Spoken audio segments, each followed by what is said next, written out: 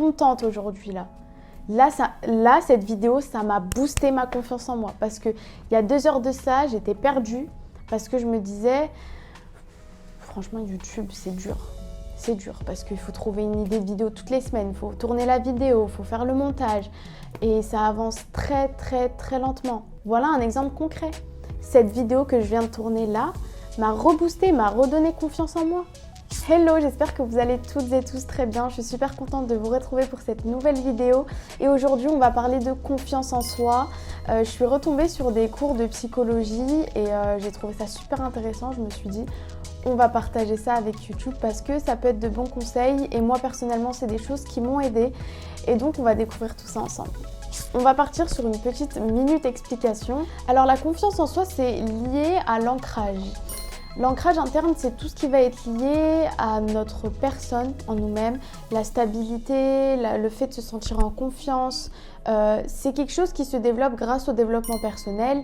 Et quand j'entends développement personnel, c'est vraiment une généralité. Le développement personnel, il y a 1001 façons de faire du développement personnel, que ça passe par la religion, par la méditation, par lire des livres, etc. En ce qui concerne l'ancrage externe, c'est tout simplement ce qui va nous influencer de l'extérieur et c'est en fait la difficulté qu'on va avoir à surmonter un premier jugement. Les stéréotypes qui sont ancrés, ça veut dire de vous limiter à faire des choses parce que inconsciemment, vous savez que vous rentrez dans certaines cases. Mais pour vous donner un exemple vraiment concret, c'est l'expérience de vous poser plusieurs questions et que votre réponse soit blanc. Par exemple, de quelle couleur est le mur derrière moi, de quelle couleur sont les rayures sur mon pull blanche. Et à la fin de vous poser la fameuse question, que boit la vache? Vous allez me dire du lait. Et en fait, ça, et on sait tous que la vache ne boit pas de lait, mais elle boit de l'eau. Du coca, j'allais dire. Ça, c'est un exemple d'ancrage externe et en fait, c'est une influence inconsciente qu'on va avoir et qui va nous pousser à agir d'une manière. Ce qui est intéressant dans la confiance en soi, c'est qu'il faut que l'ancrage interne prenne plus de place que l'ancrage externe, mais il ne faut pas qu'il en prenne trop, puisque en fait, si vous restez trop dans l'ancrage interne, ça va vous pousser tout simplement à ne plus du tout prendre en compte l'influence des gens, alors que dans certains cas et dans de nombreux cas aussi, l'influence des gens peut vraiment être positive sur vous. La confiance en soi, c'est aussi un équilibre de narcissisme parce que là, il faut qu'on ait une relation lucide à soi-même. Il ne faut pas se sous-estimer ou se surestimer. Ne pas se dire oui, je suis un génie, j'ai la science infuse, ou se dire non, j'ai aucune compétence, aucune capacité, parce que c'est pas vrai. Maintenant, parlons un peu de quelques conseils que moi personnellement j'ai appliqués. La première des choses, c'est apprendre à se connaître. C'est quelque chose de simple parce qu'on se dit mais qui peut me connaître mieux que moi? Voilà, c'est inexplicable. Mais parfois, en fait, on ne se connaît pas réellement. On ne connaît pas ses forces, on ne connaît pas ses faiblesses. Et ça, c'est des choses hyper importantes parce que si vous voulez avoir confiance en vous, il faut que vous connaissiez vos forces, vos faiblesses. Il faut que vous ayez conscience de ça. Même s'il faut, prenez un papier, un stylo et écrivez-les. Et c'est un travail qui prend du temps parce que comme on rencontre des personnes, on n'apprend pas à connaître quelqu'un du jour au lendemain. Et bien c'est pareil avec nous, on n'apprend pas à se connaître du jour au lendemain. Il faut vraiment que vous preniez le temps de faire ce travail d'introspection et vraiment de voir vos forces, vos faiblesses, vos valeurs, ce que vous acceptez, ce que vous n'acceptez pas, etc. C'est super important. Ensuite, il y a le fait d'être sincère et authentique. Ça, c'est vraiment pour moi hyper important aussi, comme tous les conseils que je vais vous donner, je vais arrêter de le répéter. Le fait d'être authentique et sincère, c'est quelque chose de banal en réalité, parce que tout le monde devrait l'être. Toujours gardez ça en tête, soyez authentique, restez vous-même. Et ça aussi, ça va emmener au troisième conseil, c'est mettez de côté le regard des gens. Parce que aujourd'hui, si vous prenez en compte tout ce que les gens pensent de vous, on n'en est vraiment pas sorti. En fait, il faut que ça soit en dessous de vous, bien loin, vous ne pouvez plus l'entendre. Vous êtes vraiment à un niveau où le regard des gens et ce qu'ils pensent de vous, à la poubelle. Donc voilà, ça c'est les 2 autres conseils. Restez authentique, ne changez pas, restez vous-même. Assumez qui vous êtes et ça passe par le processus. Vous apprenez à vous connaître, vous l'acceptez. Vous acceptez qui vous êtes. Et après, vous l'assumez. Et justement, ne prenez pas en compte le regard des gens. Venons-en aux faits. Prendre soin de son apparence. parce que oui, c'est important.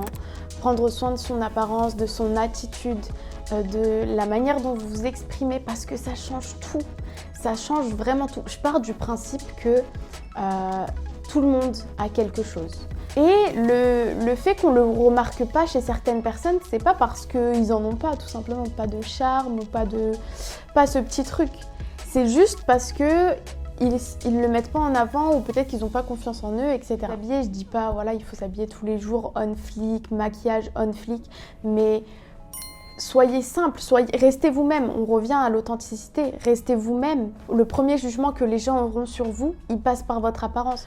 Autre conseil, affirmer ses positions.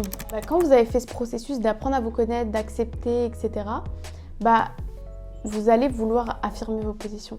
En fait, le travail, le développement de confiance en soi, c'est un processus. Et si vous faites étape par étape, vous allez voir que les choses, elles viennent automatiquement. C'est vraiment important que ce soit dans le monde du travail, dans votre vie de tous les jours, tout simplement. Si vous affirmez vos positions, les gens ils vont se dire c'est une personne qui sait ce qu'elle veut, c'est une personne qui a son mot à dire, elle a un avis et c'est très intéressant. Passons maintenant au fait de prendre des initiatives et je combine le fait de prendre des initiatives et le droit à l'erreur. Parce que prendre des initiatives, c'est quelque chose de très fondamental. Parce qu'en fait, vous allez vous rendre compte que les choses changent et que vous allez créer des opportunités. Et quand on crée des opportunités, le fait de prendre des initiatives, ça vous ouvrira des portes. Peut-être que ça vous ouvrira aussi des portes où il y a un vide. Mais justement, on en vient là, vous avez le droit à l'erreur. On a le droit de faire des erreurs. Tout le monde fait des erreurs dans la vie, on fera tous des erreurs et ça continuera jusqu'à la fin des temps. On fait tous des erreurs, c'est normal, et on apprend de nos erreurs. Il y a des erreurs qui sont plus difficiles à surmonter que d'autres, mais ça se surmonte. On va surmonter nos erreurs. Vous avez le droit à l'erreur, ne vous inquiétez pas. La remise en question. Apprenez à vous remettre en question. Parce qu'on n'est jamais parfait, il y a toujours de l'amélioration à faire. Il ne faut jamais arrêter de se remettre en question. C'est un des principes de la vie. N'arrêtez jamais de vous remettre en question, mais il y a une chose dans la remise en question que, pour moi, est importante, c'est qu'il y en a beaucoup qui pensent que se remettre en question, c'est se poser des questions. Il faut trouver des solutions, parce que se poser des questions, c'est une première étape. Mais si vous ne trouvez pas de solution et pas de réponse à ces questions, vous allez en fait vous encombrer l'esprit et ça va vous déranger. C'est des choses qui vont vous manger de l'énergie. Essayez de, quand vous vous remettez en question, de toujours trouver des solutions. À mettre dans la même case que le fait de ne pas prendre en compte l'avis des gens, c'est de se comparer. Ça, vraiment, la comparaison, je sais que c'est quelque chose de difficile d'arrêter de se comparer. Parce qu'il y a toujours des gens qui sont meilleurs que nous. Ça c'est sûr. Il y a toujours des gens meilleurs dans n'importe quel domaine. Mais le fait de se comparer, vous allez tout le temps être là, ah oui, non mais je suis pas assez bon à ça parce que lui il est meilleur, parce que lui il a fait ça, mais chaque personne est différente. Le fait d'y penser, ça vous prend de l'énergie, ça vous perturbe. Et en fait vraiment, quand on a confiance en soi, on a une tranquillité d'esprit. Alhamdoulilah, j'ai envie de dire. On se dit, mais attends, ce qu'il pense de moi, je m'en fous. S'il est meilleur que moi sur certaines choses, je m'en fous. C'est ça, la confiance en soi, c'est pas être sûr de soi à 100% qu'on va arriver à tout faire. C'est pas ça. C'est une faute de penser ça parce qu'on ne sait pas. La confiance en soi, c'est vraiment le fait de pouvoir rebondir à chaque échec, à chaque erreur, à chaque chose, de se sentir capable en fait d'affronter tout ce qui va vous arriver. Et c'est un travail qui est long parce que c'est un travail qui s'arrête jamais au final. Parce qu'à chaque fois, vous allez devoir développer votre confiance, etc. Je vais prendre un bon exemple. Et cet exemple, c'est le fait de parler en public. Il y a 4 ans de ça, j'étais incapable de parler en public. Donc voilà, je tremblais. Là, je fais un micro parce que j'avais ça en tête. Mais je tremblais, j'étais pas bien, je perdais mes mots, je bégayais. Et j'ai travaillé sur le développement de confiance, comme sur tous les conseils que je vous ai donnés, tout simplement. Et maintenant, c'est quelque chose qui ne me fait plus rien du tout. Dans mon école, on a fait des oraux, j'ai parlé devant tout un amphi où il y avait toute la promo. J'étais pas du tout stressée. Parce qu'en fait aussi, quand vous avez confiance en vous, le stress redescend. Je ne dis pas que le stress disparaît. De temps en temps, je suis stressée. Mais vous ressentez vraiment cette stabilité. Voilà, pour cette vidéo, c'est terminé. J'espère que vous avez passé un bon moment. En tout cas, moi, ça m'a fait plaisir. Et j'espère que je vous ai apporté certaines informations. Et j'espère que ça pourra aider certaines personnes qui n'ont peut-être pas confiance en eux. Ça me ferait très plaisir en tout cas. Donc n'hésitez pas à commenter ou même à m'envoyer un message sur Instagram si vous avez besoin de conseils plus précisément ou si vous voulez parler de certaines situations, c'est avec plaisir. Et on se retrouve la semaine prochaine pour une nouvelle vidéo. N'hésitez pas, comme d'habitude, à vous abonner, à liker et à partager. Ça me fait super plaisir. Passez une bonne semaine et à la semaine prochaine. Bye!